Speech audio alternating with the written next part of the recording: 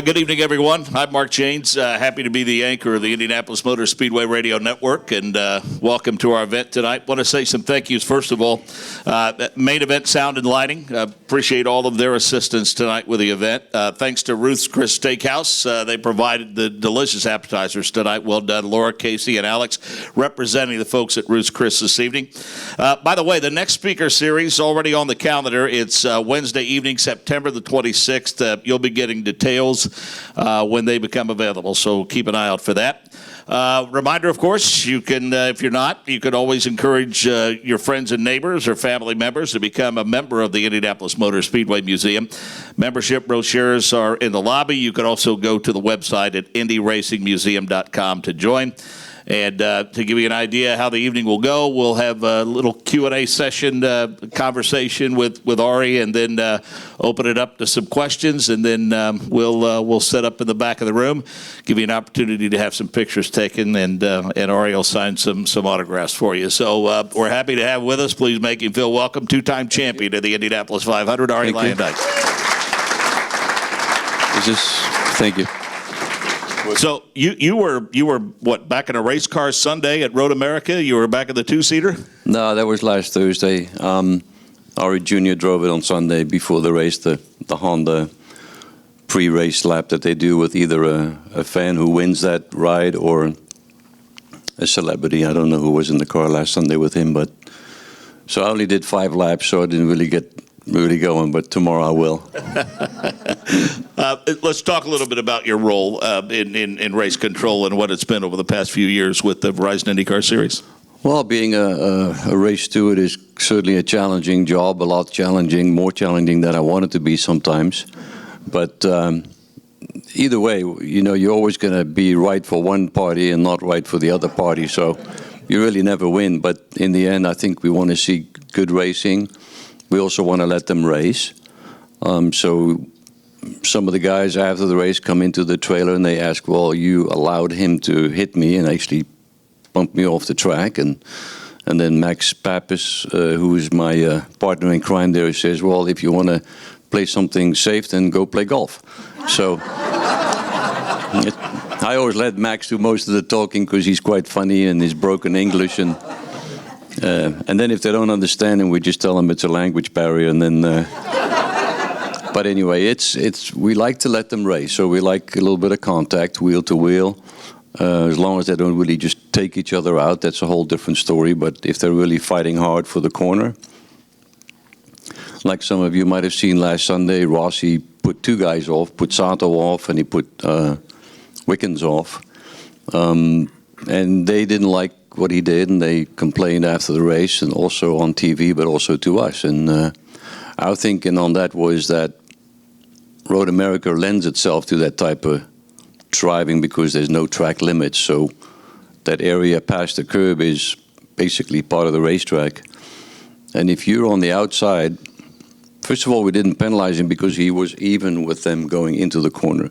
If he would have been back here and he would have hit them then, that would have been a different story. Then he would have been penalized. But because they were even going into the corner, we let it go. Because the outside guy has the choice to back off and say, okay, he got me on the inside, let me just give it up.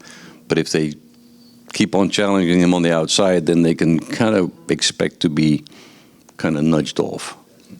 So that was that. But other things like pit speed limits, if a guy goes too fast through the pits, it's not something that we measure. There's a device, of course, and he's got his speed control thing in the car. And like at Elkhart Lake a few years ago, we penalized somebody and gave him a drive-through.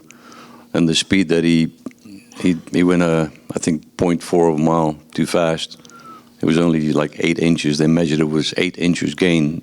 So it's not worth it. But if the guy makes a mistake, then you have to set limits. Because if you say, well, we'll do it between 50 and 51, then everybody's going to set their thing at 51.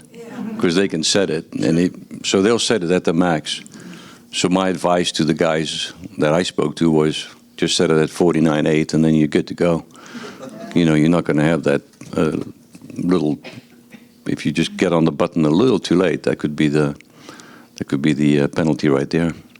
You mentioned Max Pappas. It's fascinating to me walking through the paddock to see so many drivers stay so very close to the sport with you and Max in race control. Johnny Unser's in race control from time to time. You see Rick Mears as a spotter. Mario is there driving the fastest seat in sports. It's a big benefit, I think, not only to the fans, but clearly to the next generation of drivers. Yeah, and it's really fun to see too. I think the guys that are around and doing stuff like that are really, I mean, that's what they did their whole lives, race, and they want to stay connected. That's for me the case. Then you have the guys that have the teams like Bobby Rahal, Brian Herder, Michael Andretti. So yeah, so many guys staying involved at one way or another. And then there's guys that you just never see anymore. And it's funny how sometimes we go like, have you ever heard about what happened to, let's say, Howdy Holmes? No, I don't know what he's doing. You know, we just don't know anything about him because he's not at the racetracks. He's obviously not on social media. So then, but that's their choice. They just kind of go off and do their own thing. And I guess that could happen with me in the next 5 years maybe, where I just won't work anymore, but and I won't go to that many races, because really, if I don't really have a reason to go to a race, I'm not going to go as a spectator. I might come to Indianapolis, but that would be about it. Let's talk a little bit about the early days of your career in Holland. At what point did you make the decision to come to the United States? Well, there was a series in Europe called the Super V, and they also had them in the United States. And back here, they called it the Mini Indy cars, kind of like an Indy Lights, more like a current Pro Mazda car, that kind of level of open wheel car. And I had finished second in the European Championship in 1980, and they VW, which sponsored that series, they invited the top 5 guys to do a race in Phoenix at PIR at the end of the year. And my dad and I, that was basically our team, decided we should go. And we were actually the only ones in the top 5 that accepted the offer, because they didn't really pay for anything. So the guy said, well, we're not going because they're not paying for our expenses. The only thing they paid for was shipping the race car. And everything else, like the flights for yourself and your hotel and whatever you needed to do, tires and all that, that was something that you had to pay for yourself. We went anyway because I wanted to check it out and see if there was maybe a future in the United States. So then we went to Phoenix, did my first oval there, really liked it. In the end, I didn't use my own car because my own car was not compatible, but there was a team that was run here. The winner of the points was Peter Kuhn. He had a backup car. He had an old car as a backup, but it was good for me to run. So I used that and finished 6th. And right after the race, one of the team owners, Wilbur Bunce, who had a Super V team, came up to me. He said, you know, I like the way you drive. You want to drive for me next year? And I'm like, wow, this is different. People actually come up to you and ask you if you want to drive their race car, because that was not the case in Europe. So we put together a deal, and I was here racing in 1981. Things went pretty well for you from there. I mean, you had some success pretty early on in the U.S. I had that first year. I had a deal with an engine builder in Germany, and it happened to be that year their engines were terrible, so I was always struggling to keep up. But we finished 4th in the points. I finished a few times on the podium, and but then actually the following year I had nothing. So 82, I was kind of sitting at home, not doing much. But then a guy called me from the States, from Chicago, Bertel. He used to make engines for the Super Vs, and asked me to drive his car in 83. And so I started that season again in Super V. So it was not going really well. I mean, it was kind of struggling. But then the fact that I struggled so much with that team, the Bertel team, was that's how I got to meet and put together something with the Provimi Veel people. So it's a good thing it went really bad, because the owner of Provimi, Aart Groeneveld, a Dutchman who owned that company, I left that team because the car kept breaking down the first couple of races of the year. And then he said in Road America, I was in his coach, he said, so what happened in the race? I said, well, the car broke down and I left the team. I'm done with those guys because we had 6 races and 6 times the engine would blow up. He said, well, what are you going to do now? I said, well, I don't know. Nothing, unless you want to help me. And I think he kind of saw the desperation in my eyes, and he said, yeah, I'll help you. And that was it. And from there on, I was with Provimi Viel. And the success that you had with Provimi Viel, I mean, there was a lot of it. That's what I was referencing. Once you landed with them, that's when things kind of turned around career-wise for you, for sure. Yeah, I drove for them. So then I was hoping to get in the IndyCar, but then he said, well, why don't you do Super V? And I'm like, oh, man, I got to drive those cars again. I've been driving Super Vs. I could drive those things with my eyes closed and win races. So I said, okay. So I thought to myself, I'll do that, and I'll put 110% in that. So I moved to the States in the beginning of '84, and I ran this team with 2 mechanics. And I was at the shop every day, getting stuff organized and not really working on the car. I left that up to them, but just organization-wise, order the parts, get the right stuff, and set up the test days and all those things. And so we won the championship, and that year I drove my first IndyCar race. So it went from zero to hero pretty quickly. It's always fascinating to me, and we'll give you a chance to just share the thoughts and impressions the first time you saw this place. What went through your mind? Well, first of all, in '81, that year that I drove Super V, I ended up in Indy. I don't know what we were doing here, and got on the bus with my wife, and I'm like, man, this is so narrow. How do they drive so fast? So that was my first impression, and just the size of the place. And I always had a little bit of fear to actually get in the car and drive here, just because of the sheer speed, the size of the place, and how fast the cars were. And of course, looking at a bunch of accidents you saw back in the 80s, and you go like, I'm not so sure if I really want to do this, but you kind of had to do it because this was your path in life. Mine at least. So when I did start driving here, I was always very, I respected the track a lot. I respected the dangers, and I took 0 risks as far as driving over my head or if the car didn't feel right. So that's how I started here. I started a bit tentative and a bit slow, but I always said, I'd like to see my wife at the end of the day and have a cup of coffee with her. So I always kept that in mind. This track changed a lot over the course of your career, didn't it? In terms of how you drive it and how it was set up. Yeah, it was quite, the surface was old when I started in '85. You had the wide aprons. So those 2 things, I mean, the track was really a lot wider when we started. But the cars obviously were not as grippy as they are now. The tires were not as good.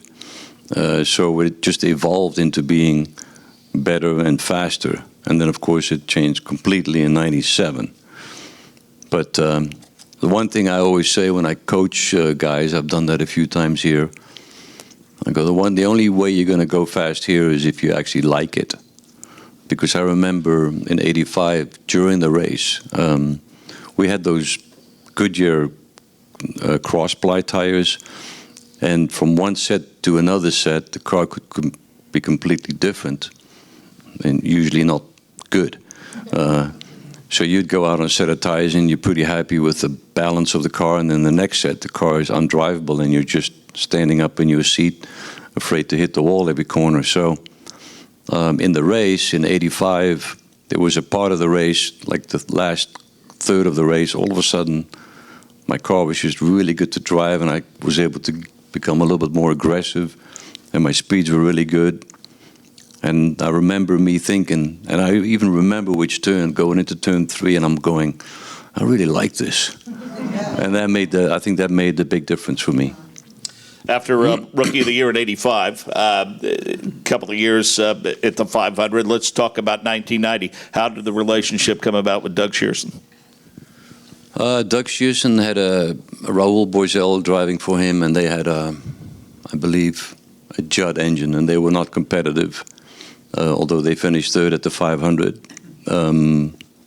in '89, I believe. But after that, they weren't that competitive, and the car was just plain slow. Raul couldn't do much with it because the Judd engine just wasn't competitive. But anyhow, Doug started talking to me, I think, around the Michigan race. Then he asked me if I would be interested in driving for him. And I was very interested because I had been driving with Dick Simon racing for 2 years. And the relationship was really good with Dick, but that team was just not going to go places the way that Dick ran that team. He had a lot of cars always entered at the Speedway. It was always, he was always juggling. He had so many balls up in the air. You just never knew where they were going to land. And, Dick was really good at finding money, but not enough to do something really right. He always found money to do a bunch of different things. So I really wanted to go somewhere else. And that was the only place I could go because the top teams then, like Newman Haas and Penske, they would keep their drivers for ages. And that was a problem for guys like me trying to find a better ride. But this ride came along, and at the time, I didn't know that the team was going to get the Chevy Ilmore. And when they announced, and when Doug called me, he says, "Well, guess what? We're going to get the Chevy Ilmore." Then I knew that I would have a shot at winning the race because with the car's worth, that was just not possible anymore.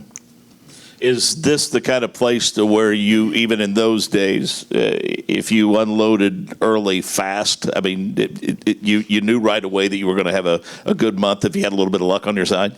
Yeah. If you start off and the car is like almost in the ballpark as far as setup, then you know you have something. And that's really what happened with us. Our car was great the whole month in any kind of condition, like windy conditions, hot, colder. So I felt actually really confident going into the race. I really thought I had a shot at winning the race. And I have a little funny side note on that. A buddy of mine had a place where he sold used Porsches and Ferraris and all those cars. And I said to him, "I really like that Ferrari." I said, "If I win Indy, I'll buy that." So we're here, qualified third, and I'm practicing, and things are going really well. So I called him Thursday before the race. I said, "You better get that thing ready because I have a feeling I'm going to win Sunday." And I picked it up the next Tuesday. So stupid because I spent way too much money on it. No, I sold it now. Well, history has shown that was a pretty impressive pace that you set in 1990. Yeah, the pace was good, of course. Of course, there weren't that many yellows, so that's really what happens with the race pace. But, you need a little bit of luck to win here. If you look at so many races, guys have won that had just that little bit of luck that the other guy didn't have.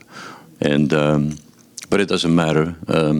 We were lucky in a way that Fittipaldi ran into so many tire problems, blistering the tires, because he was really killing it, and nobody could keep up with him that day.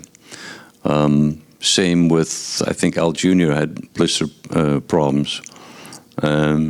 We had blisters too, but just not to that extent where we lost a lap, having to come in an extra pit stop.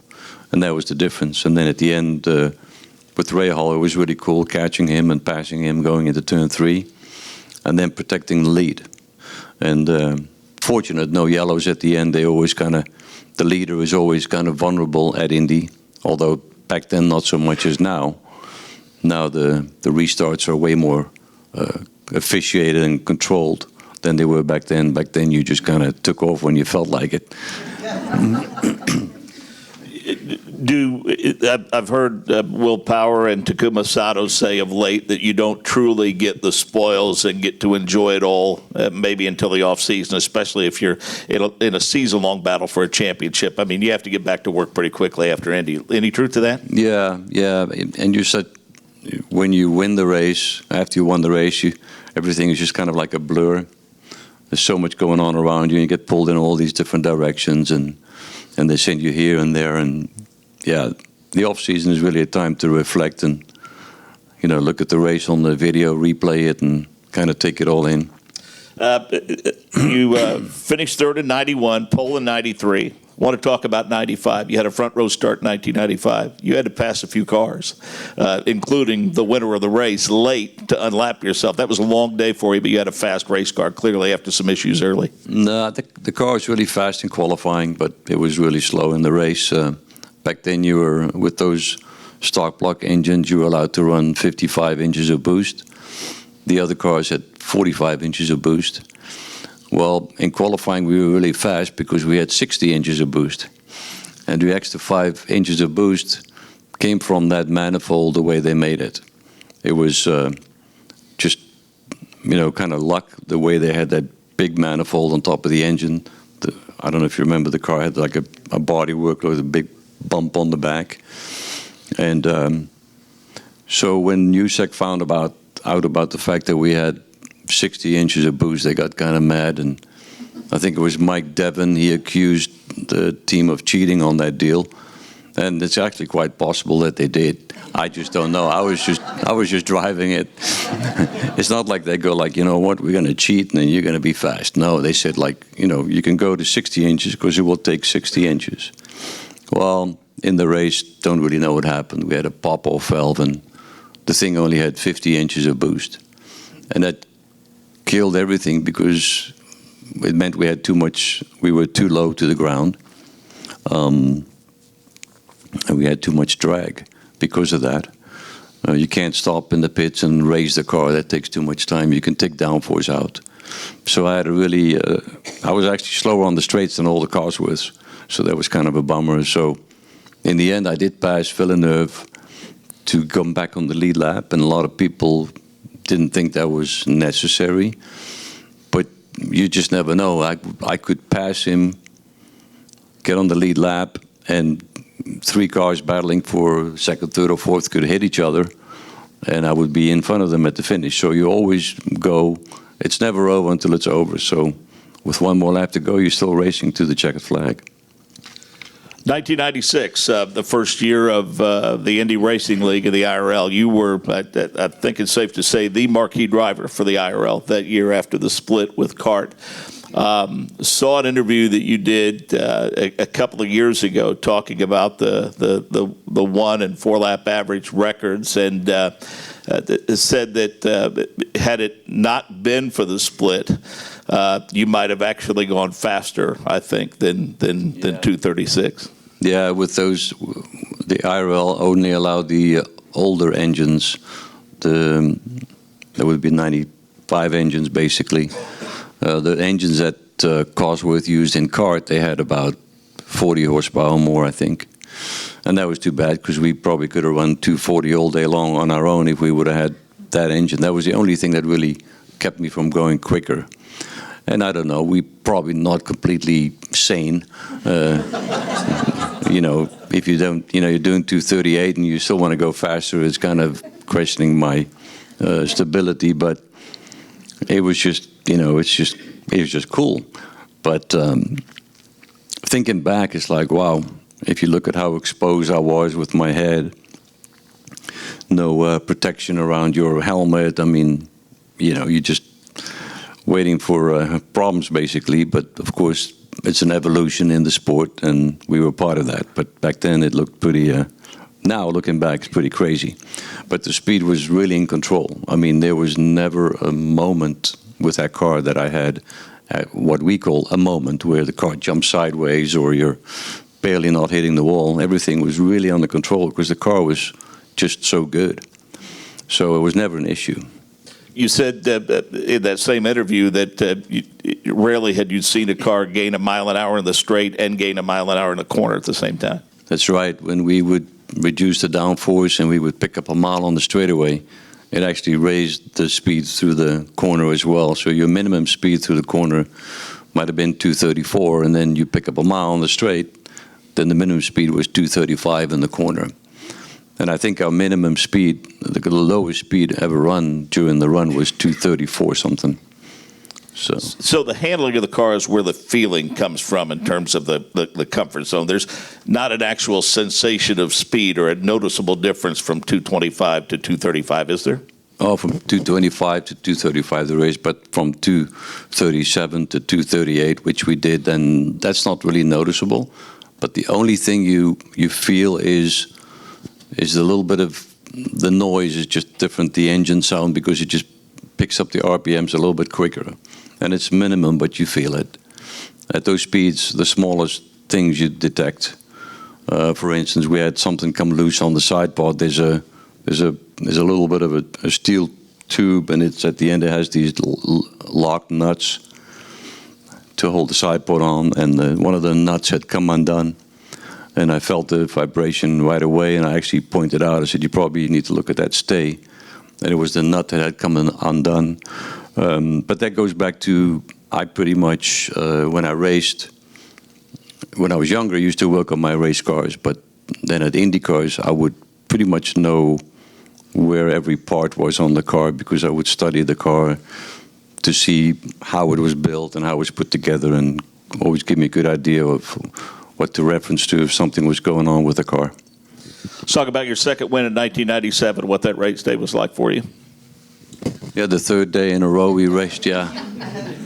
That was a long weekend, but especially for the fans. For me, it's easy to just turn off your brain and go, okay, I'll go back to the hotel and have dinner, and I'll come back tomorrow and do it all over again. So it's always unfortunate to see a race day get rained out like then. Sunday, the whole day was washed out. I think Monday we did 20 laps. And then Tuesday, I was glad that they continued on Tuesday and didn't wait until the following weekend, because that would have been bad. But so luckily enough, Tuesday we finished it. It was quite a race. I think that race was more difficult for me to win than the race in 1990, just because of the continuous 3 restarts within the last 10 laps, and then of course the confusion at the end, which made me swear on the radio, which I never did. Which I always did, actually. Would be embarrassing when people would come up to me and say, yeah, we were listening to you on the radio. I go, oh, Jesus. So anyway, it was a great relief for me to win that race the second time, because I'd come close in 93, 91. I finished third, you said, but I lost a lap there. I was never able to get it back. But I think we could have challenged for the win if we wouldn't have lost that lap with a broken spark plug. 95, we could have done better. 96, I think that would have been a pretty easy win if I wouldn't have been taken out at the exit of pit lane when Salazar hit me there on the inside there. And that's another example of the evolution of the sport. Eliseo ran with a broken leg. I think his right leg had been broken. And he was still, he couldn't bend his leg, and he couldn't do this with the throttle. He kind of had to push the throttle down with his whole leg. But they let him race, and that just wouldn't happen these days anymore. So that's another evolution we have. I lost a race in 99 while leading. Thijs Carlson didn't have radio contact with his spotter. And Thijs just didn't know I was coming, and he parked it in front of me in turn 3. I had to hit the brakes really hard, and I spun out and hit the wall. So now if your radio doesn't work, they pull you in the pits, they park you and say fix it, because you can't race around without a radio and without contact with your spotter. So a lot of these things that happened to us in the past just contributed to how the sport is run now. I've always said that any 500 win that came during the split, as we look at this Borg-Warner Trophy, there's no asterisk next to your name in 97, nor is there with Buddy Laziers or Kenny Brex or anyone else. I mean, you're a 2-time 500 champion, and I don't think the fact that there was a split lessens the impact of that. No, I don't think so either, and I don't think that. I mean, you always have these hardcore fans that will dispute and say, well, you won it in 97, but Michael Andretti wasn't there, this guy wasn't there, that guy wasn't there. Well, that's too bad that they weren't there. Yeah, what else can you say? I still had to race really hard, and I think that 97 as far as, and 98 as well, that's when I actually scared myself more in a race car than I ever did, because those IRL races were pretty crazy. And the cars were definitely not safe. The gearbox was extremely heavy, and when you hit the wall backwards, it basically ended up breaking a lot of guys' lower back and concussions. I mean, cracked skulls, all these things. You know, it was no fun getting in that car, believe me. So, but we survived. Let's talk a little bit about the list of owners that you've driven for. We've referenced them. We've talked about Doug Shearson. We've talked, obviously, about the folks with Perfimi Veal. You mentioned Dick Simon. You drove it for Ron Hemmelgarn and others. You've the Granatelli family. I mean, you've been connected, Team Menard. You know, you've been connected with some pretty high-profile, pretty interesting owners. Fred Treadway was an interesting gentleman, as I recall, for sure. Yeah, and Chip Ganassi, of course. Yeah. With Chip, it didn't last long, unfortunately, because after I left, the team kind of became one of the major teams in the sport. But, yeah, a lot of different personalities, that's for sure. Car owners are very funny. I have a lot of funny stories about them. Chip Ganassi at one point complained that I had taken off too many noses or front wings of the car because we had quite a few run-ins with other guys. And I said, hey, if it's too expensive for you, then you need to find a different sport. And it's kind of funny how Chip still laughing at that because I'm older than Chip, which is really funny because he signed me in, and after like 3 or 4 months, he says, I didn't realize, he says, you're older than me. I go, yeah. I said, yeah, I tricked you. I said, I dye my hair and I'll just look younger.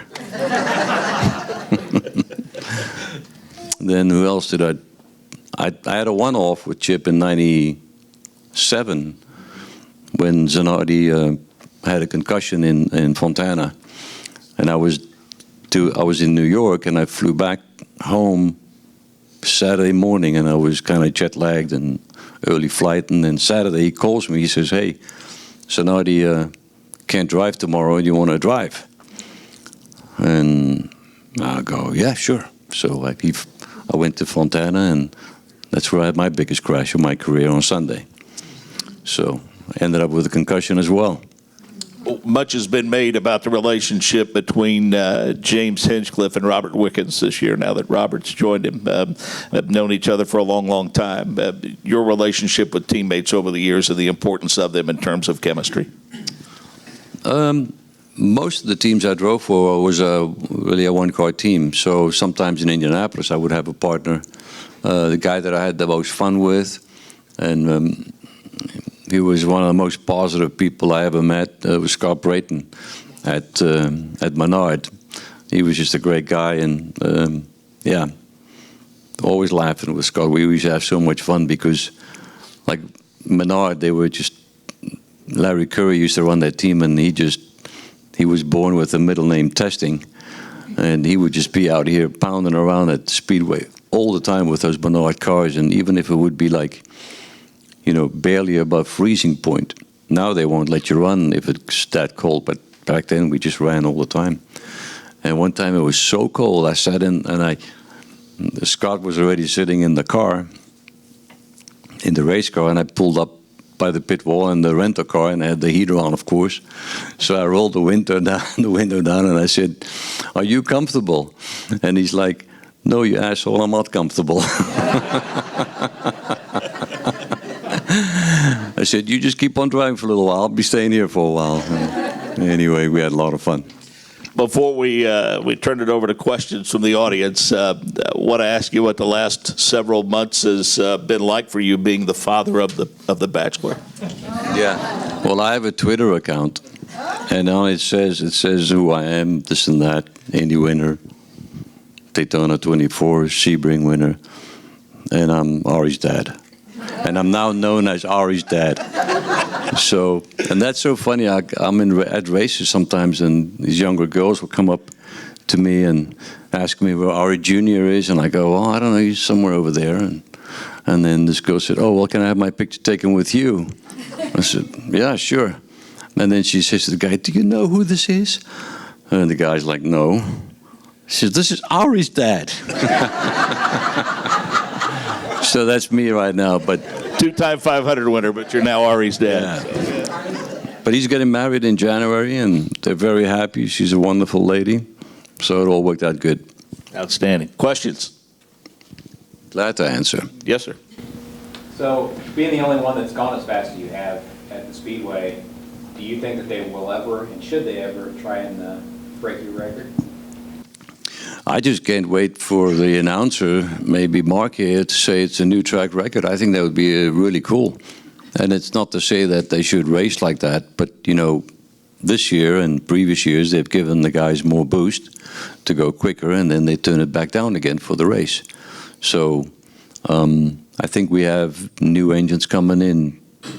Is it 20 or 21?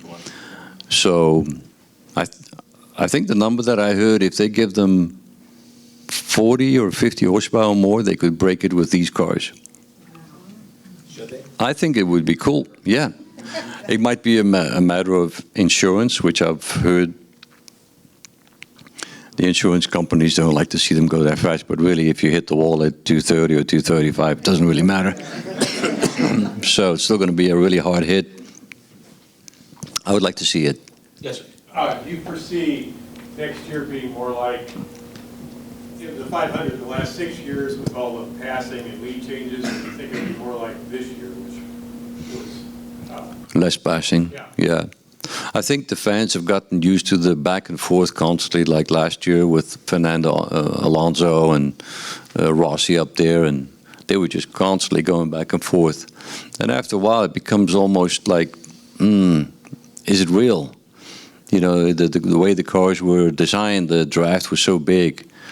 I'd like to see that they have to do more to actually make a pass. You know, that you say, like, the guy passed him, he really had to work for it. And that's what I think you see now with these cars, and that's my preference. And I would like to see that stay that way. Okay, you were talking about the extra boost they now give them for Friday, Saturday, Sunday, qualifying weekend.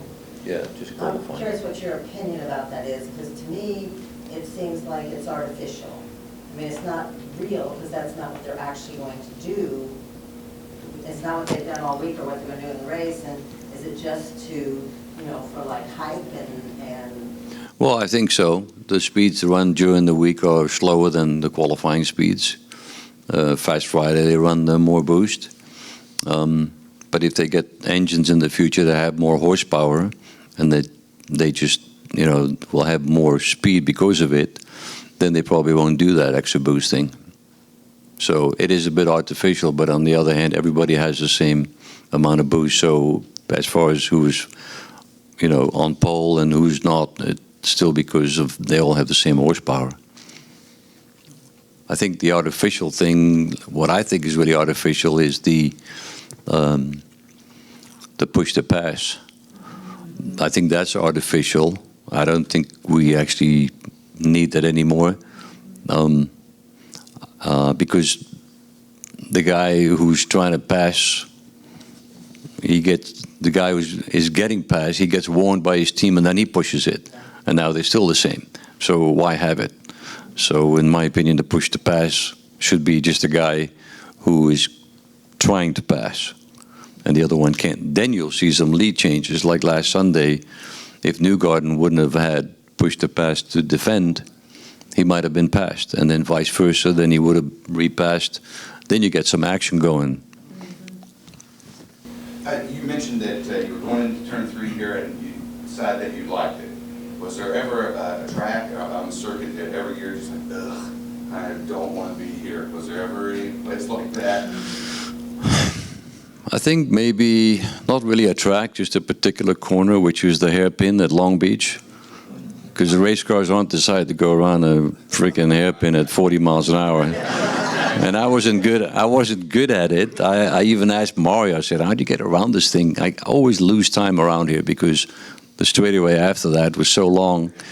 If you went around it slow, you were slow at the end of the straightaway and they would outbrake you. And some guys are just phenomenal at it. Like Alonso Jr. obviously just owned Long Beach, and he knew how to get around that corner. So that was one of my struggles. But no, I didn't really have a track that I went to and go like, oh, I really hate this place. Other than that, I really pretty much liked them all. Yes. So, How do you like Road America? it's probably everyone's favorite road course because you got a little bit of everything. You don't have a lot of slow corners because the average speed around there was 140 mile an hour, which is pretty high for a road course. Turn 5 is slow, but it's not that slow either, and then all the other corners are pretty fast. Yeah, that's pretty much everybody's favorite. What's the thinking on the new windscreens? You know, it kind of got quiet around the windscreen. I don't know if they're going to pursue it. I think they will. There's a lot of time and money invested in it. I like it the way it looks a lot better than the halo they have in Formula One. The halo is really hideous. But on the other hand, it's already proven twice. It saved somebody's life this year in GP2 or in Formula 2. A kid was run over by another car and all the tire marks were on that halo, and so it did save him from getting hit by one of the wheels. So, and again, that's progression. I mean, you can't stop. It's like saying I'm going to just keep on wearing my driver suit from the 70s because it looks so cool.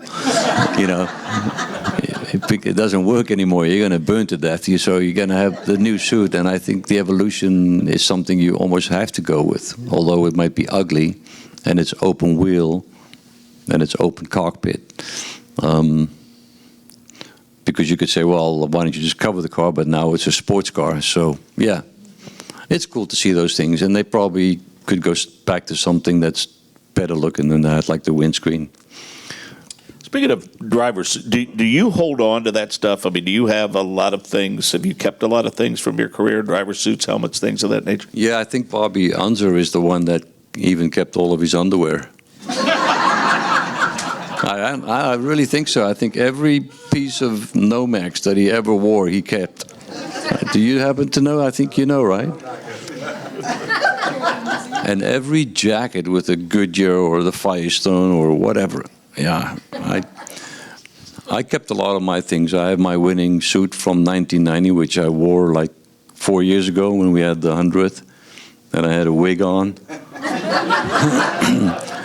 So that suit barely fit me, because back in those days I weighed 165 and now I'm 185. So, but I was able to close the zipper. And then I kept helmets from winning races and stuff, and collected a lot of helmets from other drivers. So we exchanged helmets. So I got a lot of stuff at home. My wife thinks I have way too much, and I think I gave away and did away with way too much. So it's all a matter of having the space to put it. But I like to keep stuff. It's a blip in all that you have done, but I think it's a fond memory for you, and I was happy to be a part of the radio network when Eddie Gossage did the vintage roadster race at Texas Motor Speedway. I remember watching you back in the garage area, and you were like a fan because there were a lot of legends back there that you looked forward to racing against and interacting with. I think you even got a few autographs that day, if I remember right. I do, yeah, I still do.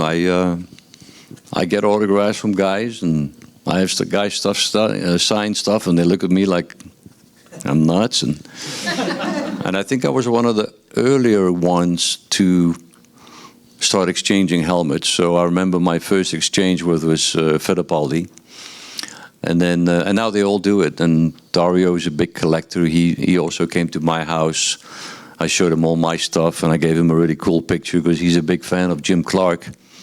And as a 9-year-old I used to live in South Africa. My parents lived in South Africa, and we were at the Formula One race in East London. And I have pictures of myself in the pit box with Jim Clark and with Colin Chapman. So I made a copy and I gave that to Dario, and he loves to collect everything Jim Clark. And so yeah, my racing has been my whole life. Even when I was a kid, my dad raced a little bit. Just as, never as a professional, but it was just part of our life. More? Always. Yes, sir. So in the IRL days between 96 and 2000, there was a couple seasons where there was almost a different winner every single race, different teams all the way through. Is there some kind of formula that you think that we need to read or think back to today to get that kind of equality throughout all the teams, or is there something that can be done to balance that so it's not just Penske and Ganassi and Andretti every weekend? Yeah. Well, of course, now it used to be Penske and Ganassi, but now Andretti is part of that group too. But you see, like what Ed Carpenter does is amazing. You know, Ed could have easily won the race this year if it weren't for, I don't remember exactly what happened, but I think there was a pit stop exchange that might have slowed him down or something. But he mentioned to me that he made a mistake on one particular thing that he thought cost him the race. But small teams can still win in IndyCar. But in general, it's those big three that will win the races. You know, the IRL, obviously, for a short while there, it worked as far as helping drivers that would not be in IndyCar normally. But it happened because of the split. If the split would not have happened, then they would have never had that chance either. But it just shows you the IRL in the beginning was maybe a series where a lot of people had a chance, but then the competition is open.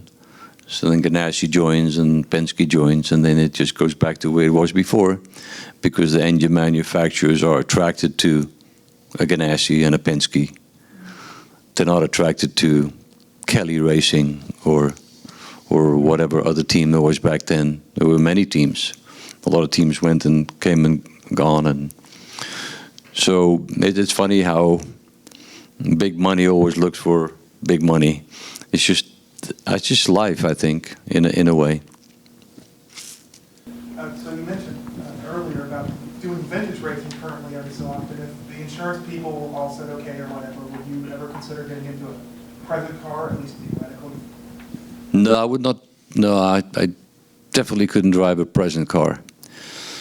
I mean, I'm almost 65, and I don't have. I mean, I have really good reaction, but I just can't see so good.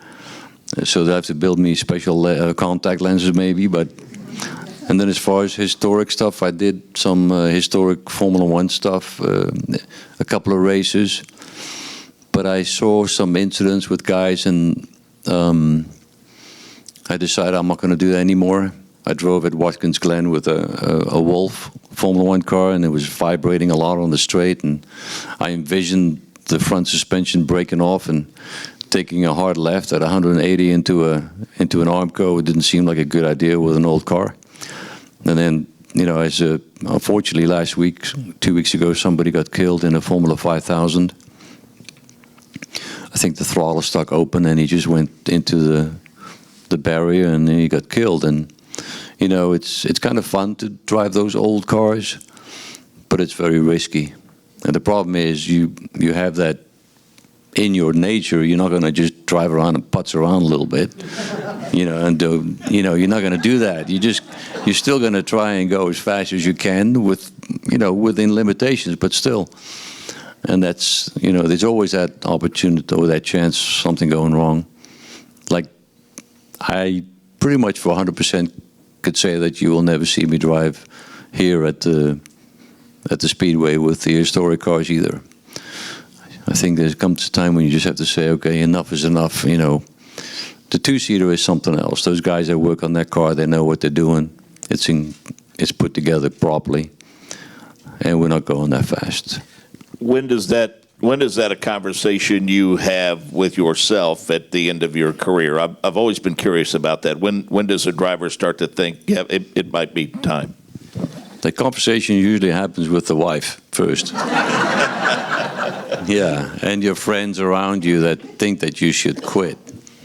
That's kind of what happened with me. But I do have advice for guys that retire. Stay retired. Because I came back after 1 year not driving, and it just wasn't the same. I mean, I was pretty quick. I qualified on the second row. But if you're not constantly in and out of the car and working with your team, it's really hard to be successful, number one, and you make little mistakes that you normally don't. I was really lucky when I returned in 2001, yeah. I had just posted the quickest time of the day, and then my crew guy says, give me another one like that. Normally I just bail out and I come in because it's quick and I'm happy and let's move on. And I go into turn one flat out, and all of a sudden I see smoke at the exit of one, and I got out of the throttle to kind of see, and then as I got out of the throttle I spun around because I saw engine block and I saw suspension, and I'm like, oh shit, here we go. I just closed my eyes and I stood on the brake as hard as I could, made sure I had the steering wheel in the middle. The thing spun around twice, and I opened my eyes and I didn't hit anything. So that was very lucky. And that's when I thought, well, maybe not a good idea to race again. So I had a bird's eye view of one of your spins. I was in the lift in turn 3 at Toronto a couple of years ago when you were in the pace car. I mean, Yeah. you spun right below me. that was really weird. Do I have to explain why it happened? I think you do now, and I'm sorry. Nobody, some things you don't have to explain. It was raining. But it was perfect. I mean, I got on the brakes and it just went like that. And then looking down the straightaway, sliding like this, and just nicked the wall. And then, yeah, it's an embarrassing moment. But it couldn't be as bad as last week in Detroit or something. Yeah, that was different for you. That was really bad. Anyone else? Yes, sir. Well, you drove a lot of different cars over your career, going all the way back to like the Lotus T900, I think it was, and all the way to the GF cars. Do you have a sentimental favorite, and maybe explain why that was different? No, my dad used to race, and at one point he had this really ugly car. It was a hideous car, but he won a lot of races, and he always felt that was his favorite car. So yeah, I don't really care how they look as long as they are good. So, and you can have when I won the 500 in 1990, the car was just fantastic. And then the following week, we couldn't get out of our own way on the short oval at Milwaukee.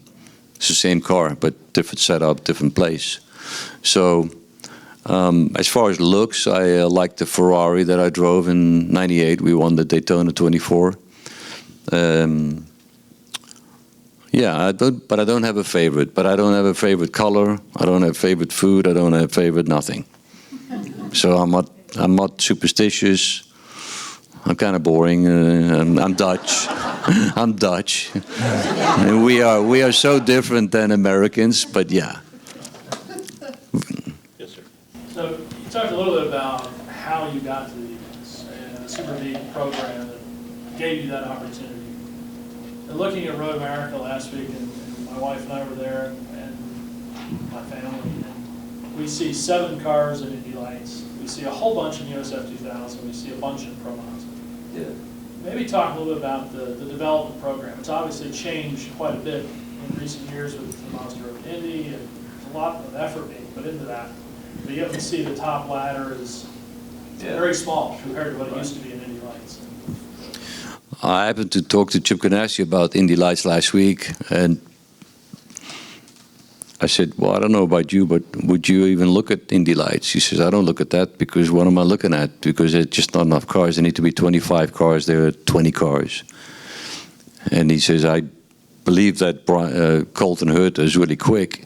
He says, but I need to see him race against a lot more guys than 6 guys. And that's kind of something I agree with that completely. And I think that IndyCar as a series, the Indy Lights program is run by Anderson, but I think it's still owned by IndyCar. And I think there's something in the works right now to cut the budget by at least, I think the budget now is between 1.1 and 1.2 million, which is a lot of money. And I think they need to go to 750, 800 max budget. Then you'll probably see a lot more cars on the grid. And they need to have prize money. They need to have something in return for their participation. So it is a problem because I'm helping out a young guy now, Renus VK. He's in the Pro Mazda. He's really talented. And his dad keeps, asking me what to do for the future. I go, well, if you don't have a guarantee there's at least 15 cars in Indy Lights, I wouldn't even bother with it. You might as well just skip that step and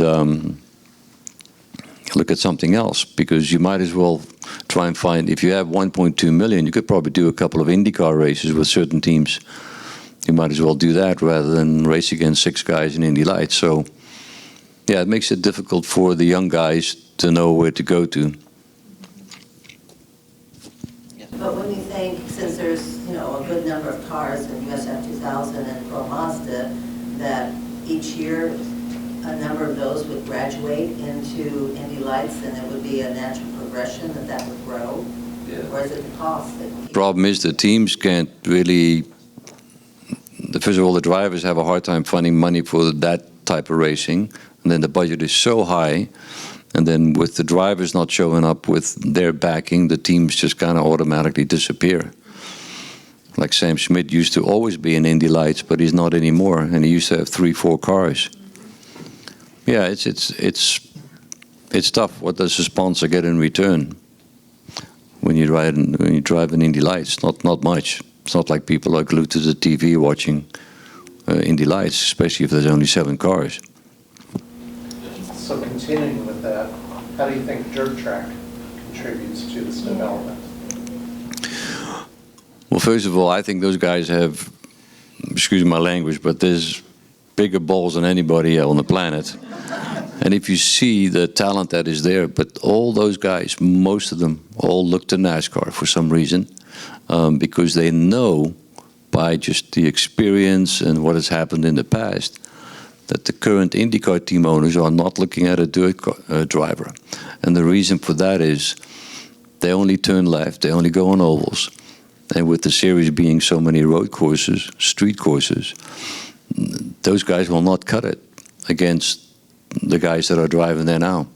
Because a road course is, you know, these guys that like Newgarden, and they grew up on road courses driving go-karts, and then they went to the Formula Ford, and Pro Mazda, and you name it, Indy Lights. It's hard to compete with that as a sprint car driver, and the midgets. But of course, those type of cars are not set up for road courses. So, if a dad comes to me and says, "What should I have my kid do?" You know, I know a guy, he has his kid running in the quarter midgets. I said, "Well, you run him in the quarter midgets, but you also need to put him on the go-kart track, so he learns how to turn left and right and get all that feel too." You got to be diversified, and if you just focus on one type of thing, you're going to end up, you know, not in IndyCar. I remember being in Phoenix, maybe 91, stands were packed, and you were on rails, I think. And I think you caught Michael by surprise. Do you have any other memories about that race? Yeah, that was a great race. I won that race, but it was my home track, and yeah, it was, yeah, there were a lot of people there. We can't get them in the stands there now. They just don't show up. I remember my wife and I looked on the internet to see what was going on in Phoenix this week, you know, like for the last race. And the IndyCar race wasn't even mentioned on that deal where you can see what's going on in your town. So I don't think the track did a great job of promoting the race, number one, but it's hard to get people there. I don't know what to do about it or why, but in the 90s, we got people there.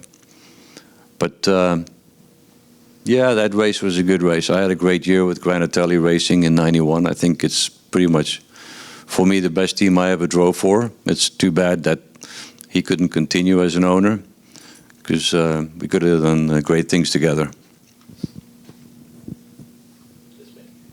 What happened when you were, I know obviously you wrecked on the IROC race, but what happened when you went into the safer barrier?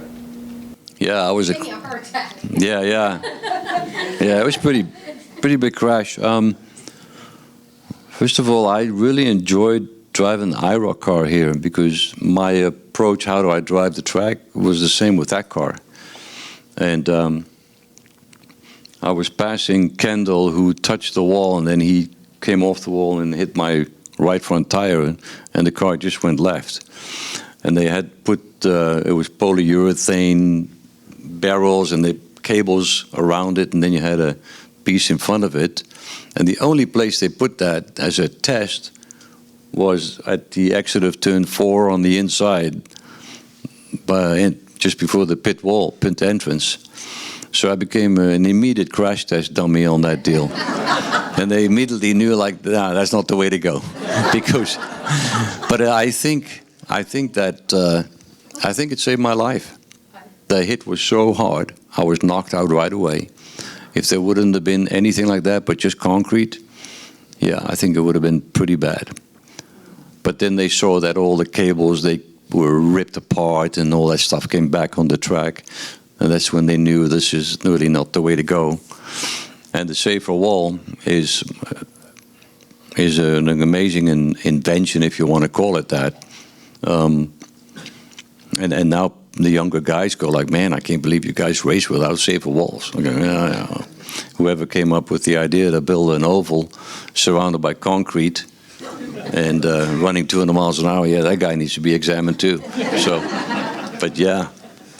I think this series as a whole, especially over the past several years, I don't know that it can ever be safe by the definition of the word.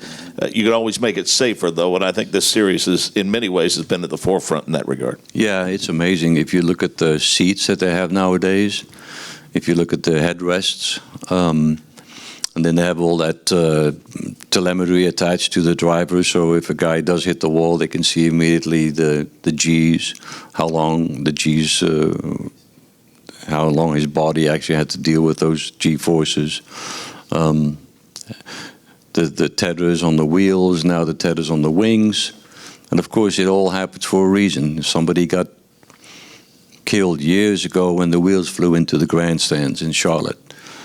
Justin Wilson was killed because the wing flew off and up in the air. So, unfortunately, you know, those things lead to more safety measures, but the same with the walls. I mean, I still think that they need to put them, I don't think they have them, still not at the exit of 1 and 2, or 1. In between 1 and 2, I think that short chute, I don't think it has a safer barrier, but they did put them on the inside after that huge Indy Lights crash years ago.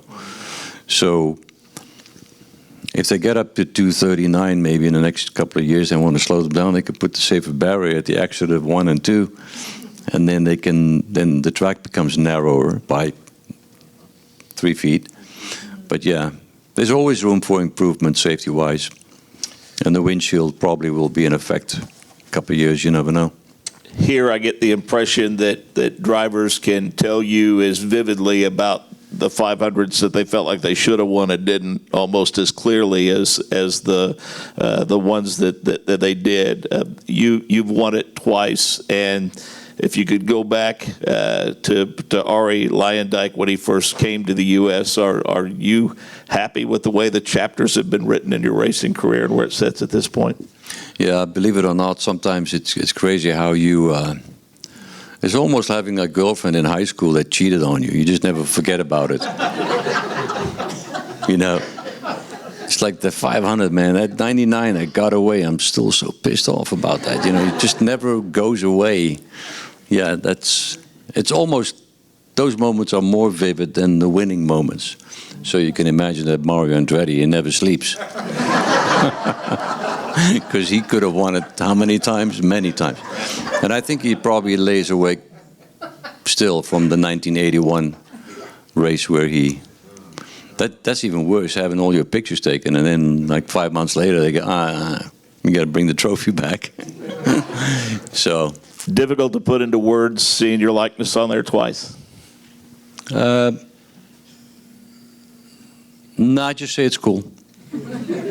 Yeah, I don't get very emotional about those types of things. I get more emotional about driving into the winner's circle and then my wife's there. Those are the moments that you never forget, where you give each other a hug. This is very cool, but it's all about the people, about your family, about how you got there. Like the last 10 laps of the race when I was in 99, I remember I could see my parents vividly sitting in their living room because I knew they were going to watch that night. And that whole little image of them in the living room that just shot through my mind. So those are those types of things that really have a lasting impression. But obviously this is, I mean, if you want to have your face on any trophy, this is the one to have it on. Is this something you, from a very early age, were aware of, the Indianapolis 500? No, my first knowledge of the 500 was, so I had met Jim Clark as a 9-year-old, And then, of course, I read that he was running in the 500, so then I would follow that and read about it. Not see it, just read about it. But you'd see all these pictures of cars upside down and on fire and just these horrible images and go like, yeah, I want to do that later. No, just kidding. No, just kidding. But so that's how I learned about the 500. Because I remember that he got, I think Bonelli got the black flag, but he didn't come in. And so that was, 63. Yeah, that was 63. That was my first knowledge of the 500. Well, congratulations on an amazing career. Thanks for all the entertainment you provided us, and Thank you. And moving forward, thanks for what you continue to give back to the sport. Arie Luyendyk. Yeah, thanks a lot.